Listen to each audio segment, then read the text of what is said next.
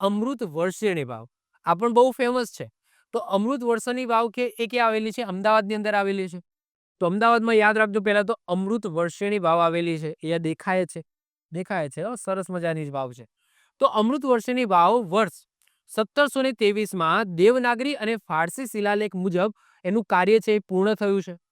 વર્ષ 1721-22 ની આજુબાજુ રઘુનાથ દાસ અમદાવાદ શહેરની અંદર રોકાયા હતા અને એમના દ્વારા આ વાવ બનાવવામાં આવી છે. રઘુનાથ દાસ કોણ હતા? તો રઘુનાથ દાસ છે એ ગુજરાતના સુબેદાર કહો અથવા ગવર્નર તમે કહી દો તો હૈદર કુલી ખાન એમના દીવાન હતા. તો જ્યારે એ અમદાવાદમાં આવ્યા હતા, અહીંયા રોકાયા હતા, તો એ સમયે આ રઘુનાથ દાસ દ્વારા આ જે વાવ છે એનું નિર્માણનું કાર્ય શરૂ કરવામાં આવ્યું હતું અને વર્ષ 1723 એટલે કે એ 21-22 2 વર્ષ રહ્યા હતા, વર્ષ 1721 થી 22 સુધી, અને એનું કાર્ય છે એમને શરૂ કરાવી દીધું હતું. પછી આ વાવનું કાર્ય છે એ 1723 ની અંદર પૂર્ણ થયું હતું.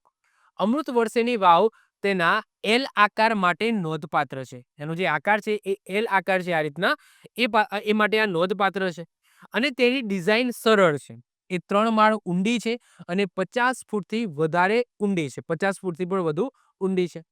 તેને 1969 ઓકે 1969માં સંરક્ષિત સ્મારક તરીકે જાહેર કરવામાં આવી છે.